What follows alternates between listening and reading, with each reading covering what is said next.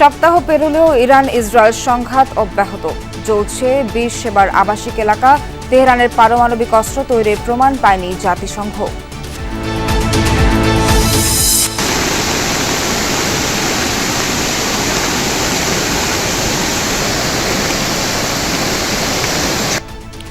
উজানের ঢলে ফেনীর ফুলগাজীতে মুহুরী নদীর বাঁধের ভাঙনে নিম্নাঞ্চল প্লাবিত। ভোগান্তিতে কয়েকটি গ্রামের বাসিন্দা।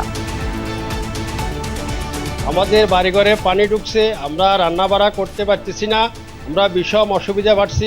বহুবার আইয়ে খালি এটা ঠিকই করবো, ঠিকের বেলা কিছু হয় না। এটা আমার ঘরের ভিতরে পানি, পুরা গ্রাম বণিক পাড়া প্রভাবিত হয়ে গেছে পানিতে। র্যাব ডিজিএফআই এর সাবেক 23 কর্মকর্তার নাম গুম কমিশনের রিপোর্টে 6টি সংস্থার বিরুদ্ধে বিচার বহির্ভূত আটকের প্রমাণ। এক বাহিনী ডিটেইন করছে, আরেক বাহিনী হয়তো রিলিজ করে দিচ্ছে অথবা এক্সিকিউশনে যাচ্ছে। সো এই প্রক্রিয়ায় হয়ে আসছিল, এখানে প্রত্যেকটা বাহিনী ইনভলভ। করোনার নতুন ভ্যারিয়েন্ট উদ্বেগ বাড়াচ্ছে যশোরে। কিটের অভাবে সরকারিভাবে শুরু হয়নি পরীক্ষা।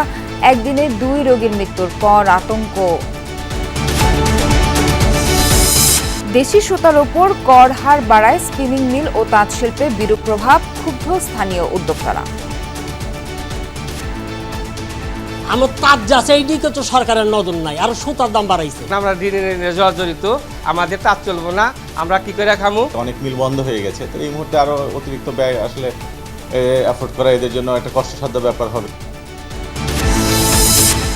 শিশু পার্কের সংস্কার নিয়ে হযবরল অবস্থা দক্ষিণ সিটি কর্পোরেশনের। সবুজ ধ্বংস করে কংক্রিটের স্থাপনা নির্মাণের অভিযোগ। শিশু পার্কে মানুষ আসে তো একটু আরামের জন্য, স্বস্তির জন্য, সেফ পাগলামির মাধ্যমে আমরা শিশু পার্কটা ধ্বংস করে দিলাম এবং মুক্তিযোদ্ধা মন্ত্রণালয়, গণপূর্ত, সিটি কর্পোরেশন সবাই মিলে এই পাগলামিটা একত্রে করলো। কেউ জানে না কি হচ্ছে।